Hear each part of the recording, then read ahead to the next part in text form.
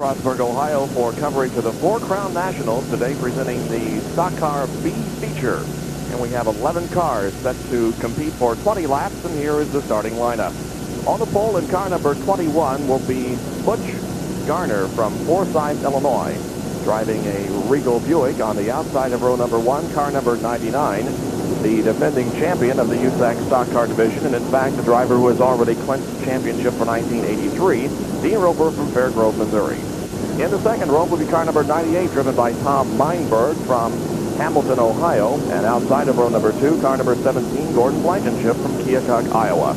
In the third row, Herman Huffman in car number 46 and Ken Rowley in number 92.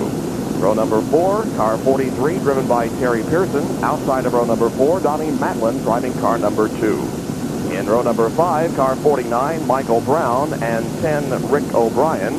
And in row number 6, all alone, car number 52, the driver from Decatur, Illinois, Roger Drake. This is an entirely different racetrack than what these cars timed in at. A little more on that in just a couple of seconds. Right now, we're in the cockpit with Dean Roper. You know, in greyhound racing, they have a rabbit that they send out in front of the dogs, and the object is to encourage the dogs to chase the rabbit.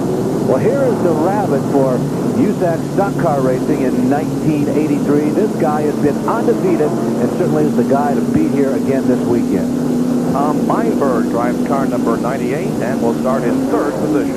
From nearby Hamilton, Ohio, that's a suburb of Cincinnati, Ohio, Meinberg has been not only a regular behind the wheel, but one of the real cheerleaders of USAC Stock Car Racing. He still believes that there's a great future for this particular division, and he's very interested over the winter months coming up here of helping to kind of reorganize the organization and encourage more new teams to come to USAC Stock Car Racing. Tom Meinberg, Hamilton, town just north of Cincinnati.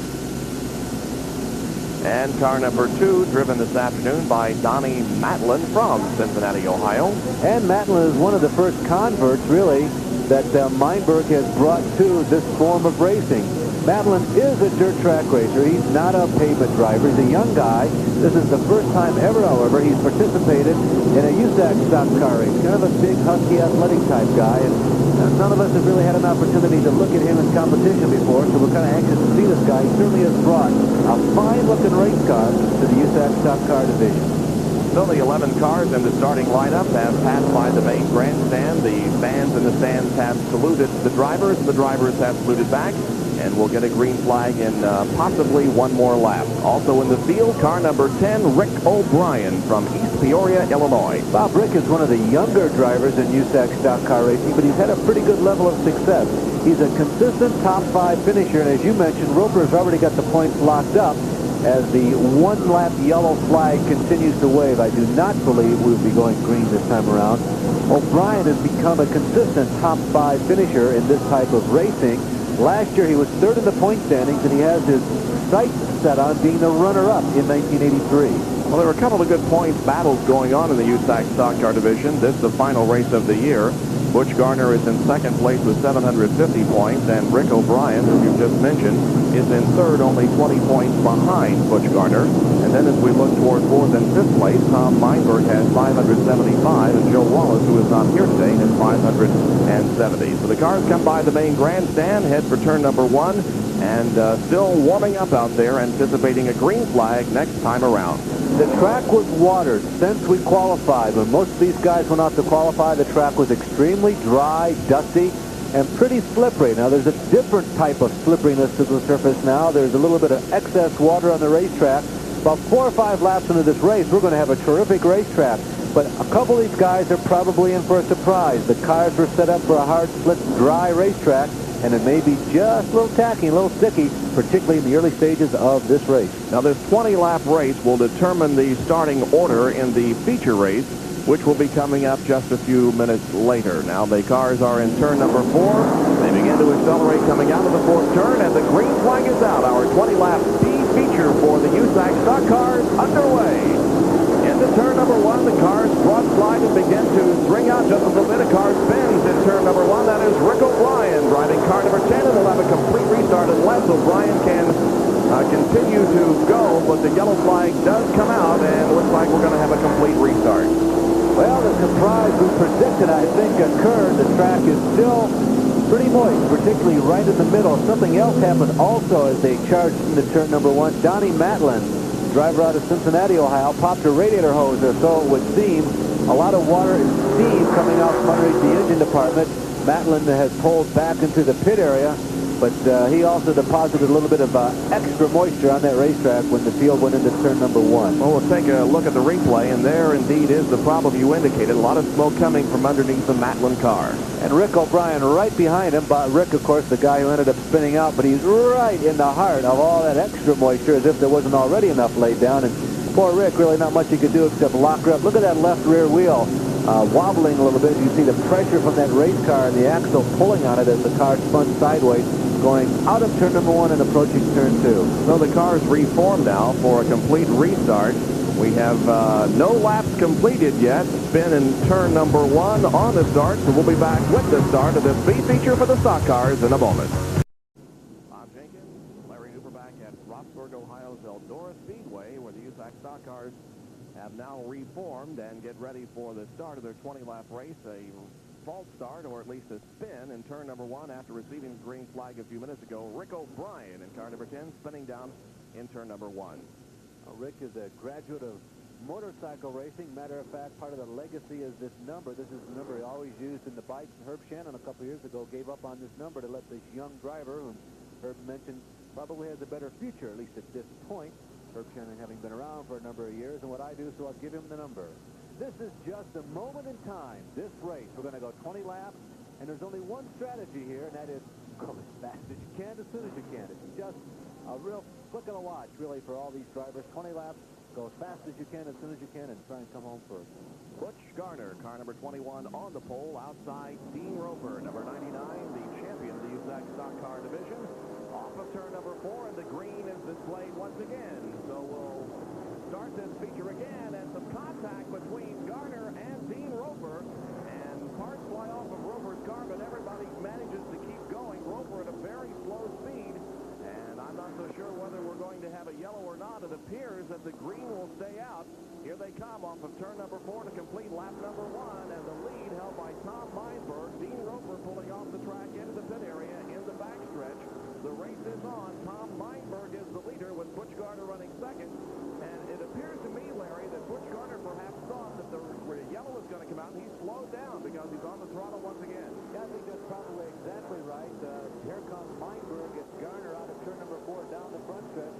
Garner probably looked in his rearview mirror and saw Roper up against the fence and saw him disappear from sight. Probably thought he had spun out. There's Gordy Blankenship. Gordy has had some engine problems in this heavy-powered race car and has slowed significantly as the race up front continues. Gordon Blankenship is 9th in point standings with USAC stocks with 200. Good race here for the lead. They go into turn number 1. Pretty much a side-by-side race, although Tom Meinberg with a slight advantage as they go down the backstretch. Meinberg, car number 98, started in 3rd place, and also a good race for 3rd and 4th position.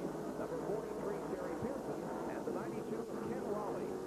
Pearson is showing some speed here early on, and perhaps may even have enough mustard to catch up with the front-running duo. Pearson seems to be running very well. That red and white number 43, incidentally, his teammate, Michael Brown, is an identically painted car as number 49 who's in this race. So Mike, now keep your eyes out for that also. Michael's not in this battle for the lead, but there is the 3rd running Terry Pearson closing in just a little bit on Butch Garner, who right now continues to trail the leader, Tom Meinberg. First 4 cars are running together on the racetrack. Back in 5th position, the number 46 driven by Herman Huffman. Here are the leaders, Tom Meinberg, followed by Butch Garner as they broadside off of turn number 4 and down the main straightaway, completing lap number 6 of 20. Again, this is the B-Feature, and they're running for starting position in the A-Feature, which will come later. A high-banked good racetrack, which means that more often than not, the fastest way around is usually about 2/3 or 3/4 of the way up the banking. You see where Meinberg is running. He's an experienced dirt track racer, particularly in a half-mile. He spent a lot of his early days at the Queen City, Dry County racetrack down in Cincinnati. He knows how to get around a dirt racetrack. You see Garner trying to work to the inside. What Garner's responsibility is, if he wants to get around Meinberg, he's got to charge into either the 1st or the 3rd corner a little harder than Meinberg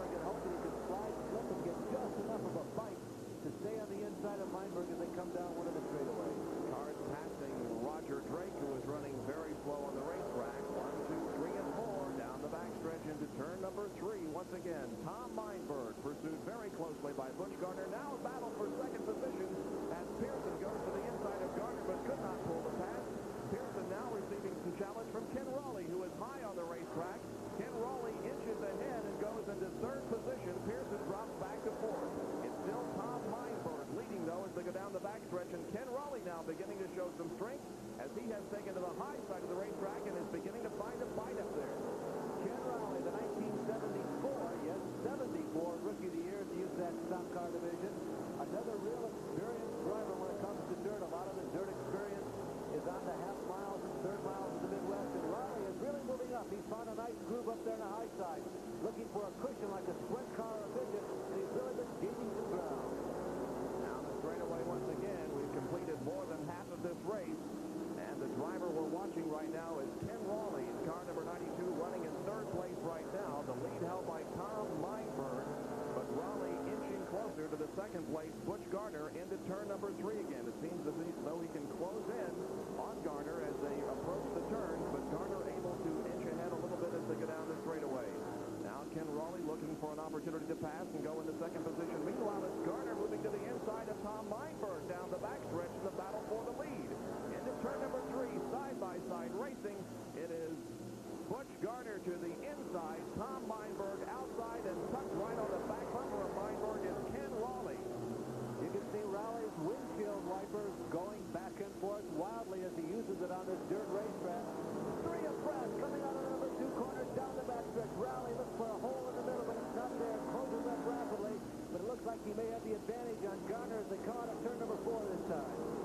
The windshield wiper working frantically for Ken Raleigh. Tom Meinberg out ahead as he, in his rearview mirror, sees the battle for second place between Butch Gardner and Ken Raleigh. Now Raleigh to the outside. Once again, looking for the opportunity. Got a little high and came very close to that outside wall. Had to back off the throttle for just a little bit and lost a considerable amount of distance. In fact, Raleigh is slowing down on the main straightaway. Tough luck for Ken Raleigh, who is looking so good, battling for that second position. So now it's a 2-car battle for the lead.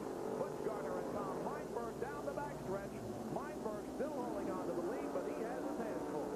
Well, he has his hands full, but Gardner has not been able to show quite the amount of muscle that was shown a little earlier by a couple of the other competitors, and I don't think Gardner's going to have enough time to get around Meinberg. Meinberg has run a perfect race, and as I say that, here comes Gardner going up to the inside. We have a spin now reported. Herman Huffman on the outside of turn number 3. So that will bring out the yellow and will mean that everybody falls into the positions that they're running on the previous lap. And we will stop counting the laps at this point and resume when the track is cleared. Well, it looked like that Butch Gardner was going to try it at least, take over the lead from Tom Meinberg when the yellow came out. That's Herman Huffman sitting in his stalled car. The car up against the third turn wall. Yeah, I think he did get a piece of the cement up there just near the end where the cement wall ends and the corrugated steel wall begins. Herman Huffman in a Thunderbird, a 1983 Thunderbird chassis running in the USAC Stock Car Division. One of the nicest looking cars really that was entered here this weekend at Eldora. Well, we mentioned the fact that Ken Raleigh was trying to pass for second position when he got too high at the end of the backstretch and I believe tapped the outside wall and lost the position and slowed down after that. Well, what happened? Watch Gardner. Does he give him enough room? Gardner looks like he may move up a little bit and kind of pinches Raleigh. Raleigh gets up into the real loose stuff. You see all the rooster tail being kicked up. That's the loose dirt resembling a cushion. And he got pinched off there. And Bob, as you mentioned, I don't think he hit the fence. And as he came out of turn number 4, he dropped way down low on the racetrack. I don't know exactly why. I guess he was really fighting and digging to try and make up some ground, and he might have overcooked her a little bit going into turn number 4. And that was the reason for his losing ground. Well, we completed 16 laps, so we got 15 laps officially complete. We've got 5 to go, and maybe Raleigh will have one more chance. Herman Huffman is out of his car up in turn number 3. The USAC officials are looking it over. It'll be removed from the racetrack, and then we'll be back with the final 5 laps of this USAC stock car race. Final 5 laps of this race about to unfold. Here they come off of turn number 4. The green is out. 15 official laps completed, and we're back to racing. Let's see if Butch Gardner and Tom Meinberg can resume the duel that they were in before we had the yellow because of the spin up in turn number 3 by Herman Huffman. While we went to, just before we went to yellow,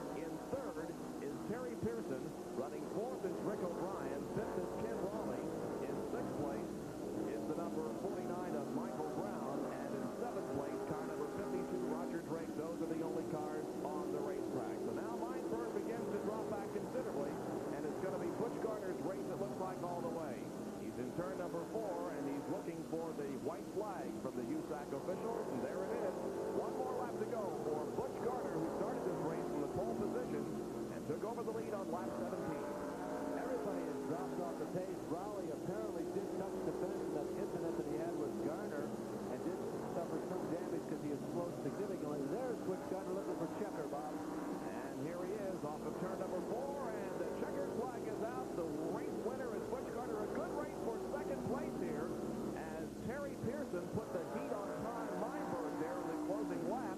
But Meinberg held on to finish second. Terry Pearson finishes third, and in fourth position will be Rick O'Brien. Well, as we mentioned at the beginning of this race, this event determines the starting position for the feature race, the main event. Bob talked about how close the point standings are, and there are a lot of points up for grabs. There's just 20 points separating Garner, that man right there, who is in second place in the point standings, and Rick O'Brien, who finished fourth in this race.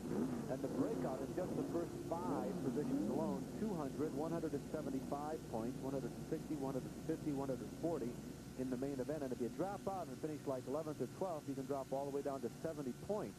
So as you can see, for Garner and O'Brien, who are battling for second in the point standings, both of them want to finish, and the exact finishing position could go a long way to determining the payoff in the points. And there's a significant difference in dollars at the banquet over the winner between second and third. So despite the fact we had only 11 cars in that race, we had some good racing, maybe an indication of things to come in the A feature for the USAC Stock Cars. Back at Eldora after these messages.